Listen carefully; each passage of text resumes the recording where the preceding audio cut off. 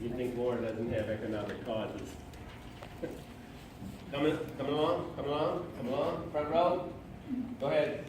Yeah, about 3-4 months ago, Chris Hedges and Vijay Prasad did an interview on the Real News in which they described ISIS or ISIL as being a legitimate organization that basically was prevented from, they were kicked out of Iraq. Basically, they made up Saddam's army, and they reconstituted themselves as ISIS and ISIL, and they made a strong point that they have legitimate claims. And I invite you to take a look at that interview to get the full context.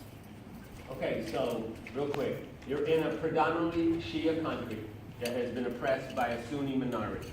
Okay, they get thrown out of power, and the U.S. installed government was very sectarian to the Sunni minority, and in fact, that's what caused it. They all lost their jobs in the military, they all lost their jobs in the government, and they had historical connections to weapons and stuff. So yes, that's the blowback. That's the blowback, and that's absolutely correct. Next. So what? Oh, I'm sorry. No, I'm sorry.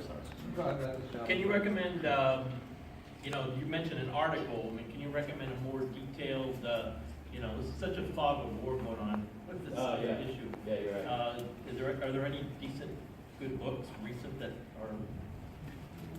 Tim Anderson. Let me get back to Yeah, you. Tim Anderson's book was highly recommended. Tim Anderson? Yes. Yeah, If there's a question, oh, you didn't answer anything. Go ahead. Julian Assange addressed a conference in Sydney, Australia for an hour, and I asked him if he had any evidence that America was planning to invade or do whatever it's doing in Syria. And he said yes, for 5 years he's been watching these emails orchestrating before they actually did it. And I don't know if you've mentioned, but the Russians have a very large naval base in Syria, and they're close to Assad. So clearly this is another invasion, with the media not giving the truth, giving propaganda all the time. So we got about just a few minutes to talk about what are we going to do about it, and I just make a couple comments. If I may. The title of this workshop is a little bit ambiguous, since it says, what is happening in Syria and what should we do? I've heard the word "we" used several times here to include the United States government. Since 1963, I haven't been able to do that. And I suggest people stop using it that way. Right. Yeah. And I mean something else. Okay. Well, we didn't mean to. Yeah. We do slip into that often, and good point. Okay, so what do we do about it? I just have a couple comments. Actually, I think what we need to do is educate ourselves more about the war, more about the sanctions. But we don't, on the other hand, we don't really need to be experts in all the very complex situation in Syria and the Middle East to be consistently opposed to U.S. intervention in the region and to call for U.S. out. So I think that's clear. But, as I said at the beginning of this meeting, the peace movement has been essentially demobilized by all of the one-sided propaganda and confusion. So, Veterans for Peace has a lot of respect and a very significant role within the peace movement. So we can help to start turning that around by having dialogue and sharing information. I just had a suggestion here that maybe we should form a Syria working group. I think that's a great suggestion. And those people who signed up, did they ever pick up that sign-up sheet? And there's a second sheet going around, so. The people, we could be in touch with all you about getting involved in a Syria working group. I think it's interesting, Assad had something interesting to say about, somebody asked him the question, well, how do we build a bridge between the American people and the Syrian people? And his response was this, he says, there's been such a big wall built up, a big stone wall of lies, and you can't just kind of think you're going to run into it and knock it down because it's so big and it's so strong. Basically, you have to chip away at it. And he said, chip away at it on a daily basis. He also talked about, in fact, he said, social media can't build a bridge, only direct dialogue. So I think if you see what's happening on Facebook and other places, there's a lot of kind of vitriolic back and forth between people who have different opinions about Syria. It really doesn't shed that much light. I think we have to have respect for people with other opinions, but we need to start to put out a clear perspective. And also, you know, even whether Assad's a good guy or a bad guy is really not the issue. I think it's kind of a trap in a way to get caught into the whole discussion about Assad. How about discussion about U.S. imperialism and what we're doing there? And even if Assad was the worst guy in the world, that's for Syrians to take care of. That's not for the U.S. to take care of. So I think that kind of perspective. But other ideas, we have a couple resolutions coming up, but we need to turn those resolutions are just resolutions. How do we turn it into action? Any ideas? So, no, excuse me. It is time, and the next workshop comes in 15 minutes. I don't think we can hang here more than about 5, and we want to move somewhere else to talk, but I'm just going to go right where I was. My brother. Yo, right here. And try to keep this. Your chance. Wait a second. Try to keep this, if possible. And quick.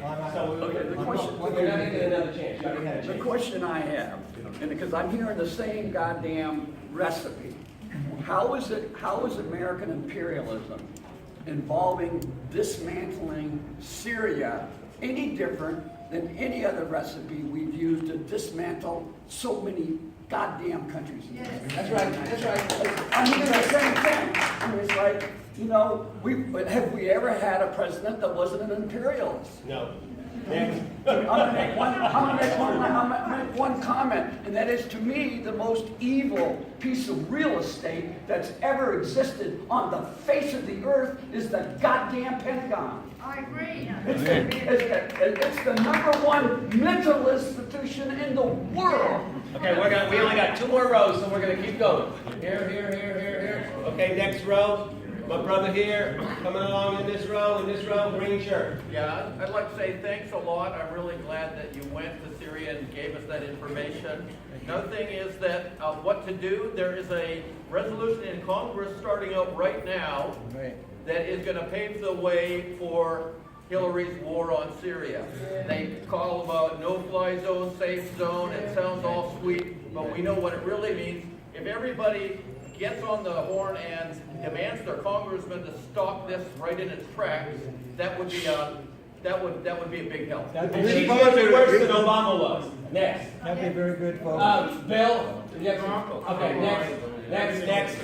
next, right here. One thing we Yeah, can she's do, in that same row. one thing we can do, one gentleman talked about the Israeli conflict and problems with the Palestinians. The 9/11 Commission said one of the reasons they hate us is because of our support for Israel. One thing we can do is join the boycott That's right, against Israeli BDS. products and complain about our support for Israel. Go ahead, next. So on a very local level, I want to suggest something to do, and I need an answer to this question, because anytime I raise the issue to somebody I'm talking to, they say, well, Assad gassed his people. How do I answer that? That the UN did not say that. Connected to that issue is the fact, I'm not surprised that the Times, the LA Times, the New York Times, and all those shitty papers have spread this innuendo and lies, but the Guardian used to be a left-wing paper, it is no longer a left-wing paper. You've got to know that. The Guardian is not something you can count on, believe me. And so, Well, read So Seymour. you have to investigate the UN report, because that's the American bourgeoisie's analysis of that report. It's a lie. Read Seymour Hersh on that. He pretty much dismantled that as a lie. Next. If you're talking to your congressman or Okay, shh, can we go down the side about discussions? Syria, mention Ukraine too. Well, that's right. That's the other regime change. That's right. the other That's thing right. that the Absolutely. world is Next. The just had a comment before about the amnesty that you mentioned was being offered to the rebels. And I somehow think that's been done in Colombia, but someone, as I recall, not too effective. It's still going on now, but there's persecution involved with the rebels that are being given amnesty. And Yeah, I think there's different reconciliation plans in different countries, right? I mean, South Africa had a big truth and reconciliation. So, I don't know. Yeah, I don't know if anybody can answer that. Yeah.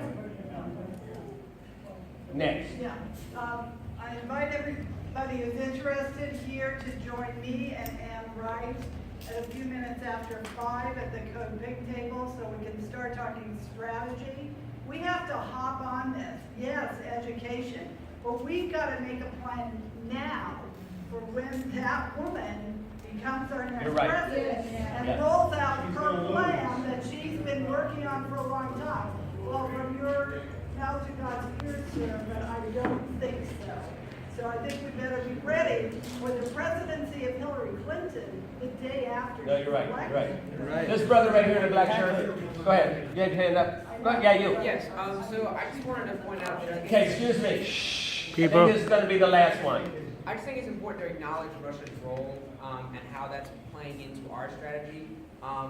Syria is basically Russia's only ally in the Middle East, and it's been a consistent effort on our part to make sure that the Syria that supports Russia will be no more. And I think that's part of one of the reasons why we're so adamant about ousting Assad. And I just think that's important to acknowledge. Helen? Yeah, seeing the Veterans for Peace, I've been incredibly impressed because I've never met any of them before. I think you're a fantastic organisation, and as you said, you're well respected. Get on Charlie Rose. Get on Charlie Rose and teach the people. Teach the people. We're being disrespectful to the next crew. They need to set up. So, glad to meet